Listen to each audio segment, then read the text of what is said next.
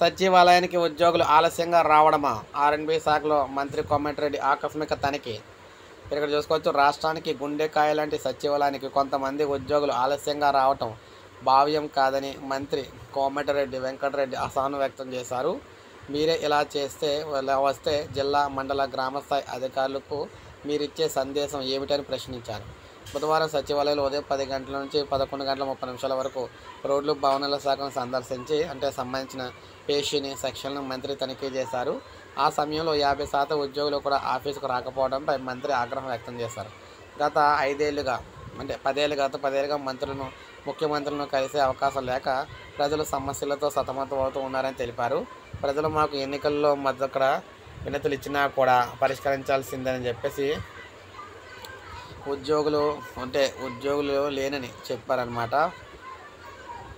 అయితే పరిష్కరించాల్సిన ఉద్యోగులేనని చెప్పారు. కాంగ్రెస్ ప్రభుత్వం ఎంప్లాయీస్ ఫ్రెండ్లీ ప్రభుత్వం అని, సచివాలయానికి ఉద్యోగులు ఇంత ఆలస్యంగా రావడం భావ్యం కాదని హెచ్చరించారు. సమయానికి ఆఫీస్కు వచ్చి ఉద్యోగులు కుర్చీల వద్దకు వెళ్ళి ఇక్కడ అభినందించిన మంత్రి వారి యోగక్షేమాన్ని కూడా అడిగి తెలుసుకున్నారు. ఒక రిటైర్ ఉద్యోగులు తమ కుటుంబ సభ్యులు ఆరోగ్య పరిస్థితి బాగాలేక అని చెప్పగా వారితో కోమటిరెడ్డి మాట్లాడారు. మంత్రి తమ సెక్షన్కు రావటం మూలంగా సమస్యలు చెప్పుకునే అవకాశం దొరికిందని ఉద్యోగులు అయితే ఆనందం వ్యక్తం చేశారు. సో చూసారు కదా, ఈ విధంగా ఉద్యోగులకు సంబంధించి ఆయన అయితే సలహా ఇవ్వడం జరిగింది. సో ఒక లైక్ చేయండి, సబ్స్క్రైబ్ చేసుకోండి, మన ఛానల్ సబ్స్క్రైబ్ చేసుకొని ఫాలో అవుతారు.